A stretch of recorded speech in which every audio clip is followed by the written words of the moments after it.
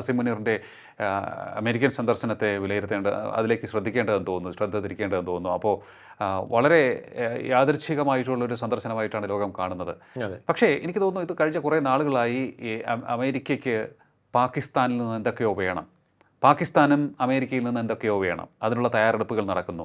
ആ തയ്യാറെടുപ്പുകൾക്ക് അടുത്ത ഒരു ഫേസിലേക്ക് എത്തുകയാണ് എന്നാണോ നമ്മൾ ഇതിൽ നിന്ന് മനസ്സിലാക്കേണ്ടത്? ഈ അസിം മുനീർ ട്രംപ് കൂടിക്കാഴ്ചയെ എങ്ങനെയാണ് കാണുന്നത്? അസിം മുനീർ ട്രംപ് കൂടിക്കാഴ്ച അസാധാരണങ്ങളിൽ അസാധാരണമാണെന്ന് വേണം പറയാൻ.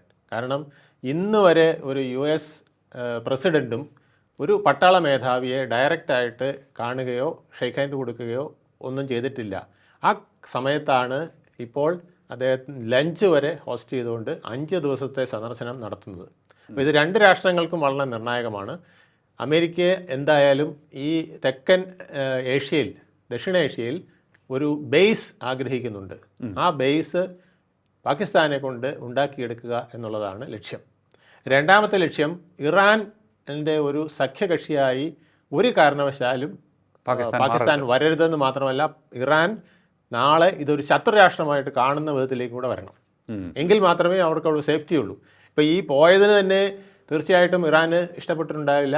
ഖമേനി അടക്കമുള്ള ആൾക്കാർക്ക് വലിയ വിദ്വേഷം ഉണ്ടാക്കി വെച്ചിട്ടുണ്ടായിരിക്കും. കാരണം ഇസ്ലാമിക രാഷ്ട്രങ്ങളുടെ ഐക്യമെന്ന് പറഞ്ഞാണ് പാകിസ്ഥാൻ നിലകൊള്ളുന്നത്. ആ പാകിസ്ഥാൻ തന്നെ ഇറാനെതിരെ ചാരപ്പണി ചെയ്തുകൊണ്ട് അവിടെ പോയി US-ഉമായിട്ടൊരു എഗ്രിമെൻ്റ് ഉണ്ടാക്കുകയാണെങ്കിൽ, ഒരു അണ്ടർഗ്രൗണ്ട് എഗ്രിമെൻ്റ് ആണെങ്കിൽ പോലും ആ എഗ്രിമെൻ്റ് ഇറാന് ദോഷം വരുമെന്ന് ഇറാന് പൂർണ്ണ ബോധ്യമുണ്ട്. അപ്പോൾ പാകിസ്ഥാനെ വിശ്വസിക്കാൻ കൊള്ളില്ല എന്ന ഒരു വിശ്വാസവും അവർക്കുണ്ട്.